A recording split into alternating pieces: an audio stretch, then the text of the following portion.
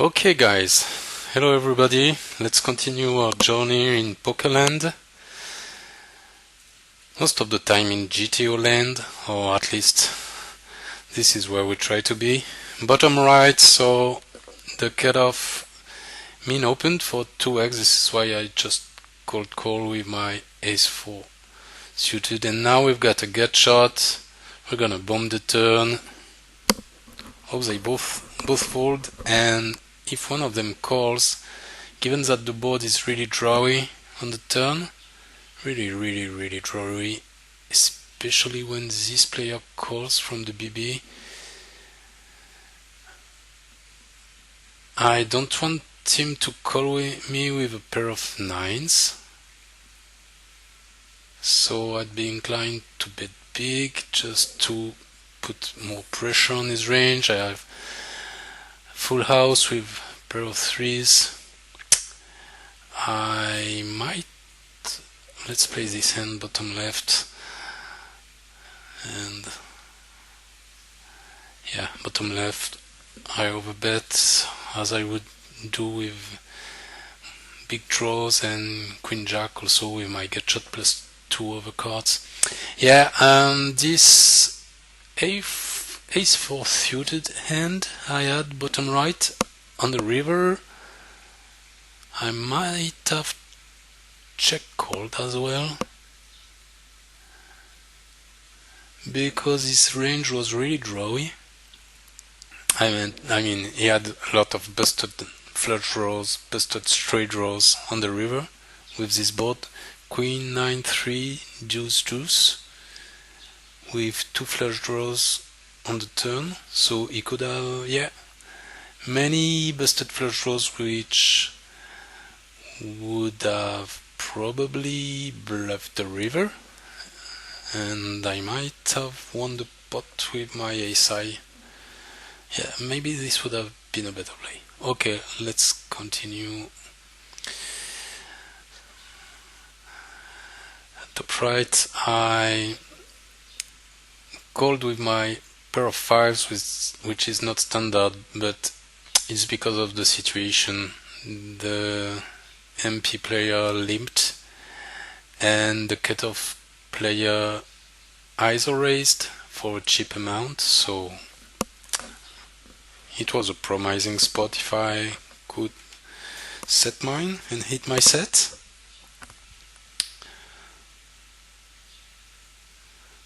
With the limper, which plays 40 BB deep,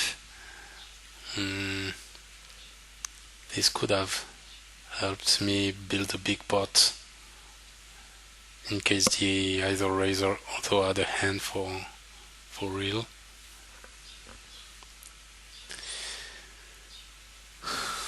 King 5 suited, we're gonna open this. Oh, now it's fold.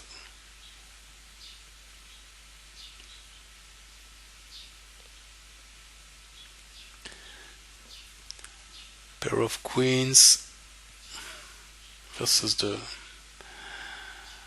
recreational player. Gonna c-bet this.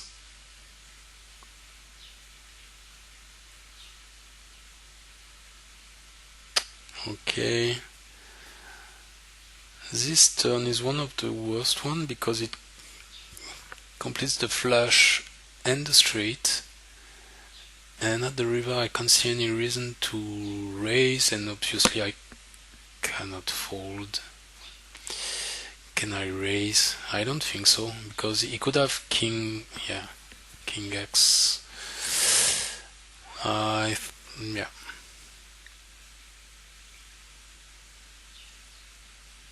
I think we played the hand well. The turn check back on this hand, in this hand, was for pot controlling and bluff catch on the river. We played, well, somewhat similar hand in a previous video where I had 8-6 suited, I think, on the button, and I c-bet flop, check bet turn and call the bluff on the river. Feel free to rewatch this video if you want to check this spot. With my king high bottom left, I'm gonna see that. This field is really, well, they are sticky, let's say, and many calling stations. So I think he's got a lot of pair of sixes, pair of sevens with a heart, and they're gonna fold against my second barrel most of the time. But if he calls here, he might have an ace, and he would never fold this on the river. So I'm not really sure what the plan is versus this player, who I don't know.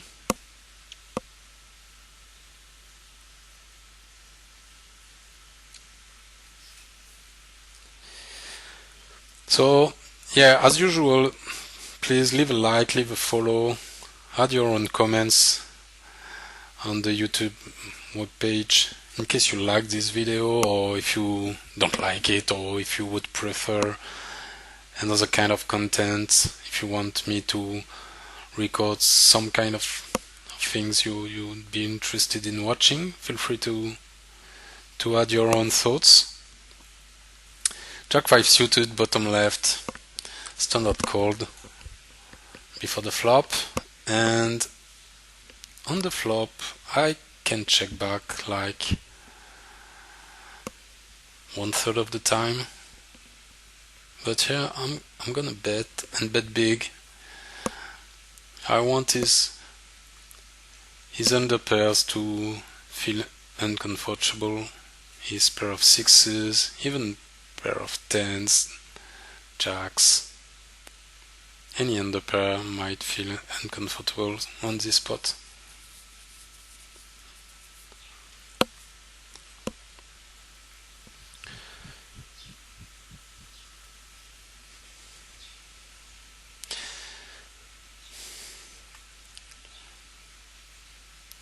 Queen jack suited, it's an open, of course.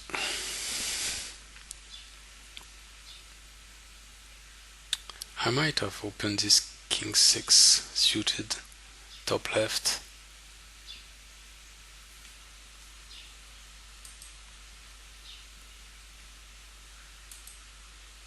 I missed it. These tables are 5-player tables, so you need to adjust. I was not UTG, I was MP. It was an open race. Queen jack suited, standard call versus a 3-bet from the small blind.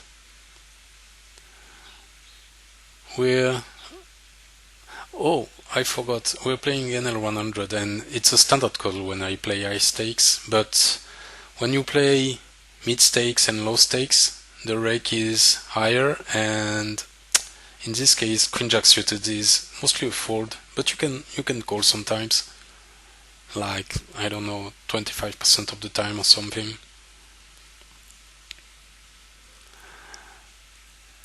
So obviously we've got the flush draw, we've got 2 overcards, I'm gonna call, we've got very good pot odds and good implied odds, because we started this hand playing 125 BB deep. Bottom left, it was a small bet. So yeah, here on the turn it's a standard call. He's betting half pot. We've got the odds. Ooh, bottom left, this turn bet is pretty big. I don't like that. But yeah, obviously a call. Bottom right. You might have thought about this a little bit more instead of shoving like this. Bottom right.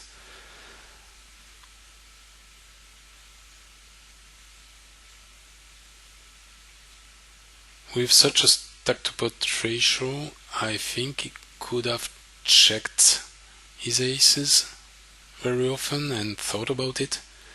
Whoa, overbet, bottom left. I don't like this spot. I don't like his betting pattern. Obviously, I block his straights. I mean, I block some of his jack nines. Jack 9 suited he would only play from the cutoff eventually. But I also block his busted open-ended straight draws. I block his king jack, his ace jack. And he was betting small on the flop, big on the turn, over betting the river.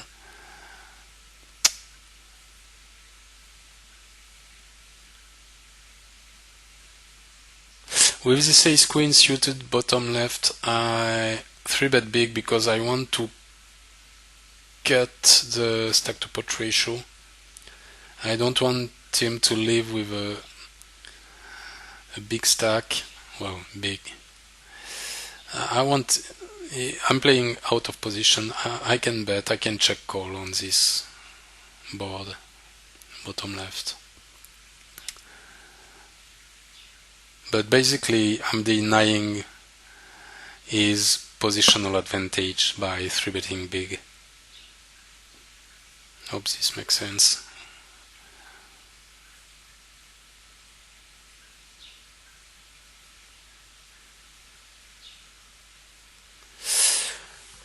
Top right, I 3-bet the cutoff. The recreational player calls from the big blind, and this spot is fucked because I will be in a very bad position. I mean, if I call, the big blind can rejam, and I don't know what to do in this case. I mean, if the big blind rejam and the cutoff folds, it will be a call from me, but if the cutoff shoves, then it's a fold, and I've lost like 24 BB for nothing. So yeah, he had cutoff had aces. Anyway, even playing mid stakes,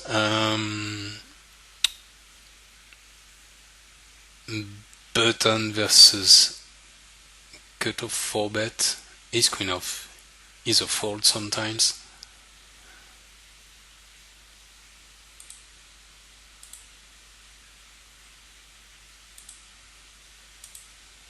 So in this spot with the other one, with the big blind player messing up a little bit my positional advantage, it was mostly a fold. I mean, the cutoff when he 4-bets this spot, once again, with me behind plus the recreational player cold calling the 3-bet, when he 4-bets, his range is obviously strong, like jacks plus, ace king plus. So my ace queen off is just bit. Could call sometimes is 9-6 suited, but it's not a conventional play. It's not standard at all.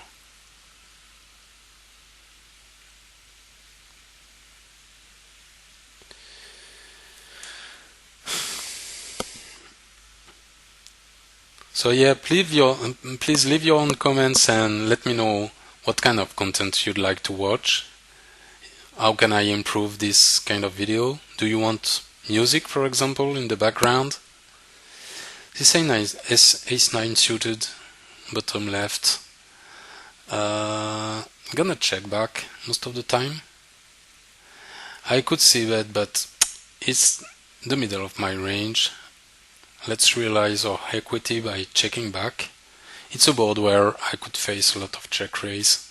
You could check raise with many backdoor draws, backdoor flush draws, backdoor straight draws.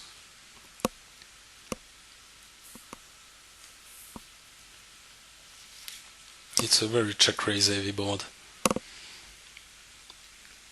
And obviously with my ace-9 suited versus a check raise, it would be a fold. So let's just realize our equity in position.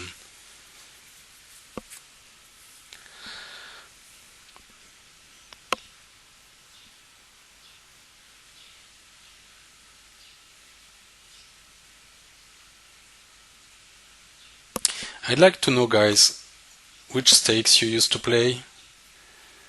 Do you play low stakes? Do you play mid stakes? Do you play high stakes? Where are you in your journey through Pokerland? Are you beginners, intermediate players? Are there semi-pros, pros watching these videos? Just let me know. I had a lot of contacts, but personal messages, direct messages, and I would be more inclined to participate to public messages so that everybody can share their ideas.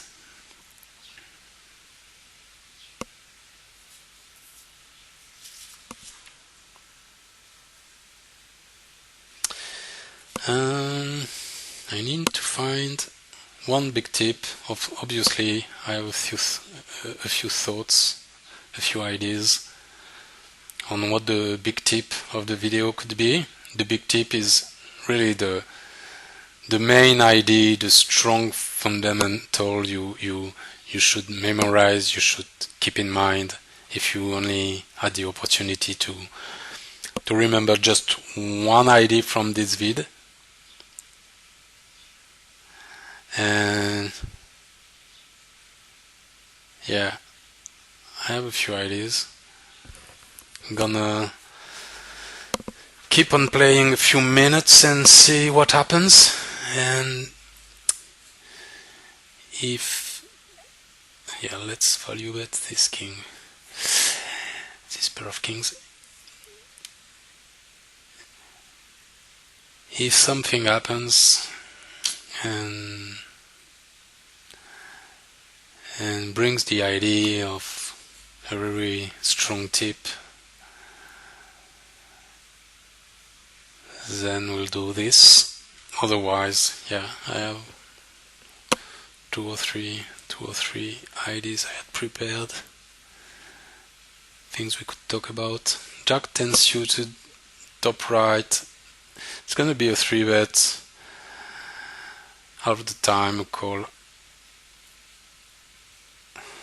half the time, and we completely miss his board.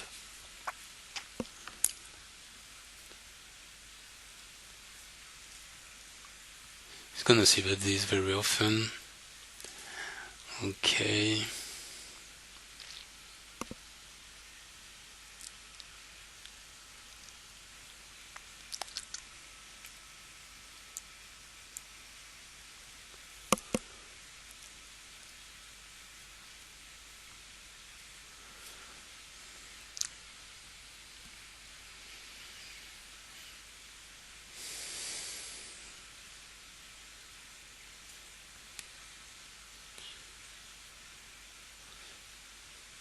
Pair of kings, bottom left.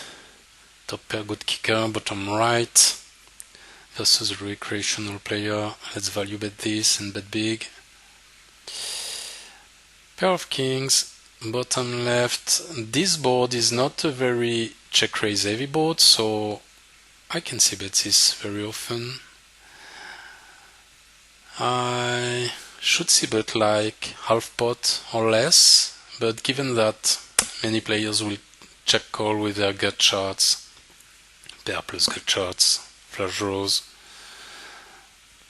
it's good to bet a little bit bigger on versus this field. So I bet like 70% of the pot.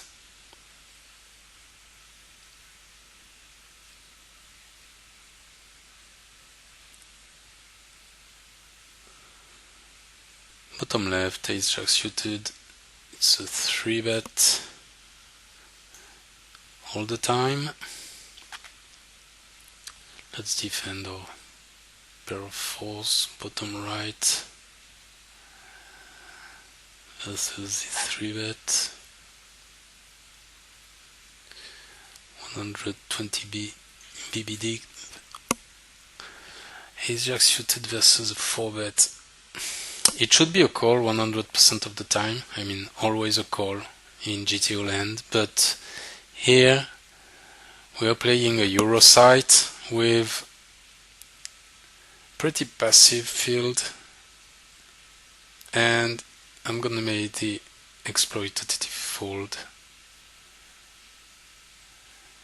because they don't 4-bet as a bluff enough. I mean, for example, in this spot, I mean in the spot we've just played with ace jack, they should 4-bet like, for example, 10-9 suited, a little bit of course, a very little portion of the range, but sometimes they should 4-bet hands like 10-8 suited, jack-9 suited, queen-9 suited, and they just never do that. They never do that. Most of the time they don't even 4-bet their pair of tens. Bottom right, it's just too easy to fold in this case. I 3-bet versus the recreational player, and he shoves. Even if he's got an open-ended straight draw with 2 overs, my equity is just poor.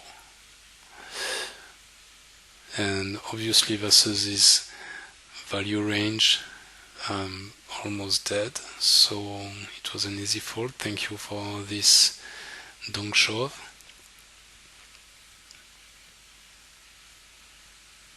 Which makes my life easier. Bottom left, it's a call with the king of clubs. Gonna float this board, and now we're gonna value bet on the turn. No need to. I can bet big or half pot. By big I mean 75% or half pot. I went for the half pot bet.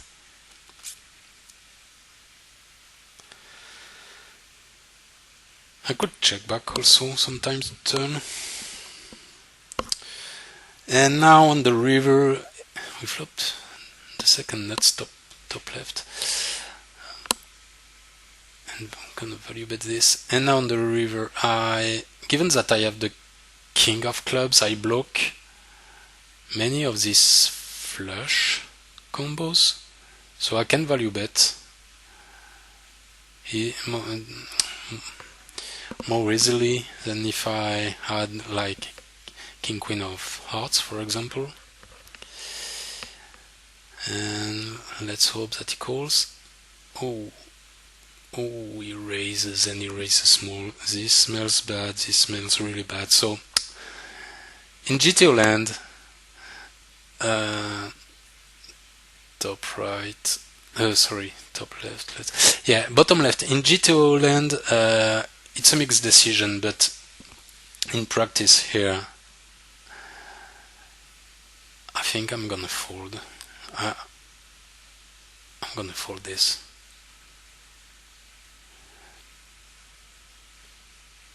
Let's raise bottom left, top left. Sorry. Let's raise for value and hope I get called by a jack. Trips of jacks. Yeah. With this king queen in GTO land, it's a mixed decision. It's the fact that I hold the king blocker, the king of clubs blocker. Here I can call, I can fold. Yeah, maybe I should fold more most of the time. I don't know. With my tens, he's thinking about it. Top left. Just call, man. Ah!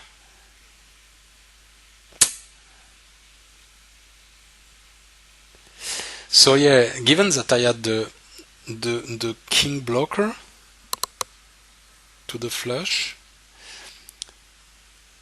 this was increasing my frequency of value betting the river, and versus the check raise, this should also increase my frequency of call. But in practice, let's review this spot. I mean, what are these?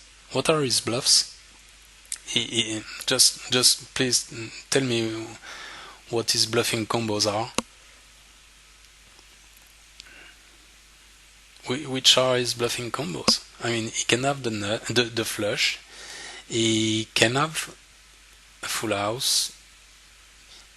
He could check raise with top trips, for example. I mean, ace 4 with the ace of clubs kicker, but it would be a mistake. He shouldn't, regarding the GTO strategy, he shouldn't check raise ace 4 there, but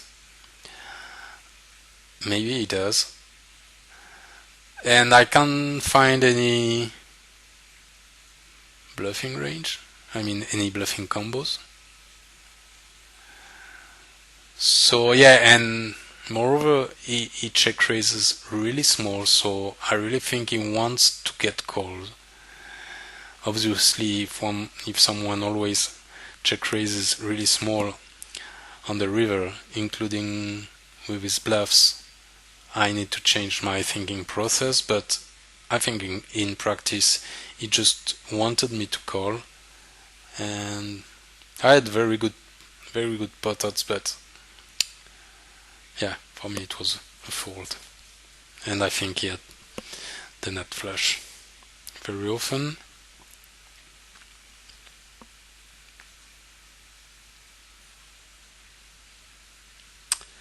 Standard value bet with my pair of kings, bottom right.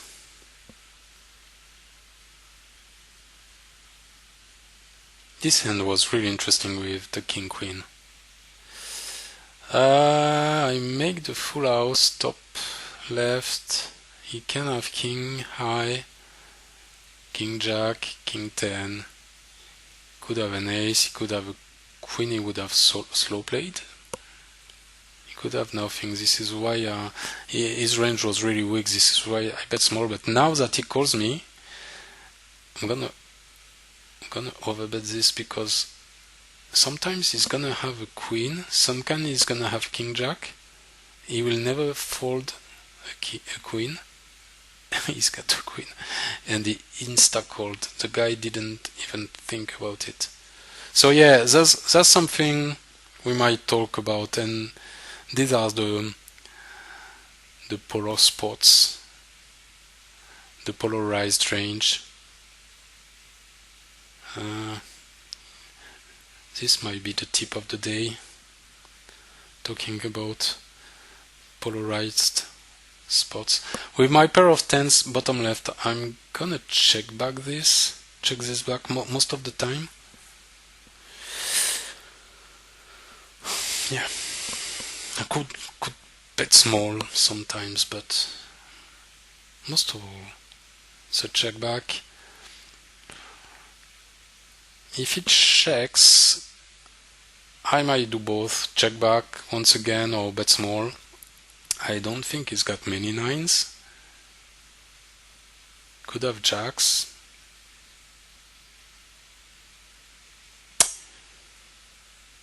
Let's see, will he bet? No.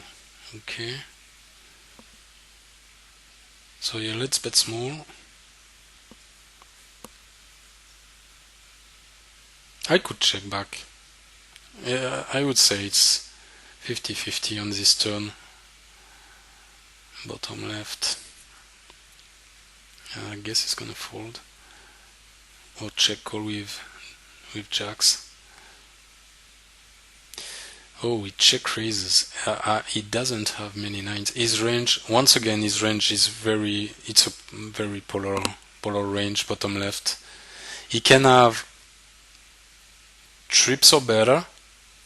Could even check raise with full houses or things like this, but people don't used to do it. Or to do this. Or he can have a flush draw, a straight draw. I blocked the 10, so maybe King Jack of diamonds, 10 9 of diamonds, or King 10 of diamonds. That's fine.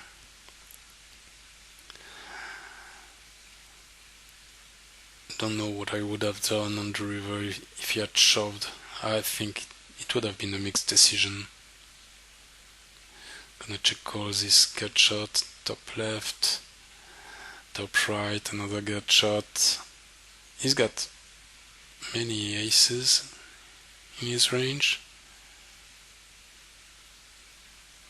Top right. And we turn the nuts plus the redraw. Here it's a bet big, it's a check or bet big spot, so I'm gonna bet big because I have the nuts. It's the top of my range. He's gonna have 10x very often, ace-x sometimes. Ooh. This looks like SX. Unfortunately, the river is a club, so this doesn't allow me to overbet. I mean, it's gonna be. I hope he's got two pair, like 10-8 suited or ace-8 would be great. Ace-X. Yeah, A3. He's got the 3 blocker. I guess this is why he called. Maybe it would have been better to call with ace-X with a club.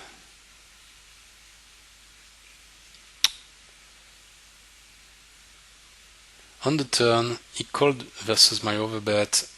This is completely standard, completely fine. I have so many draws on this turn that he should probably call me with any pair. Plus, obviously, his best draws.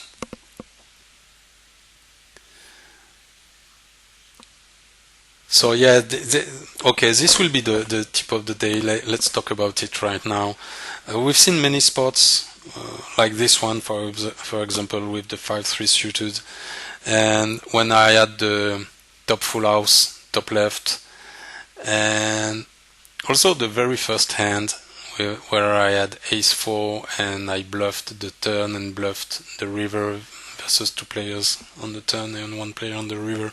So these are spots where there's one of the ranges, either mine or the villain's one, are very polarized ranges.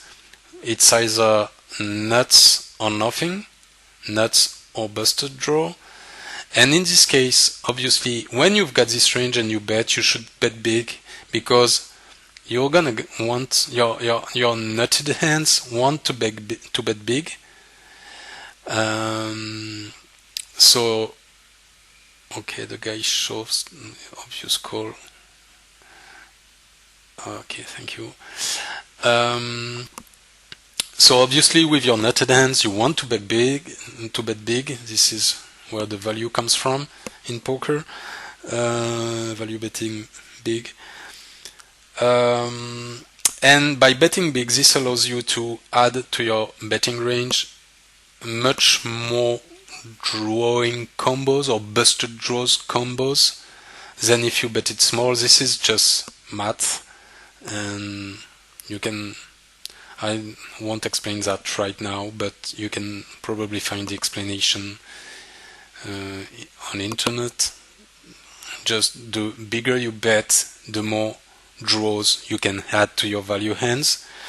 So when you've got a polarized range, you need to bet big, and this is what we did with the ace-4 hand, very first hand we played. This is what we did with the top full house we had on the top left table, and this is what we did with our 5-3 suited hand.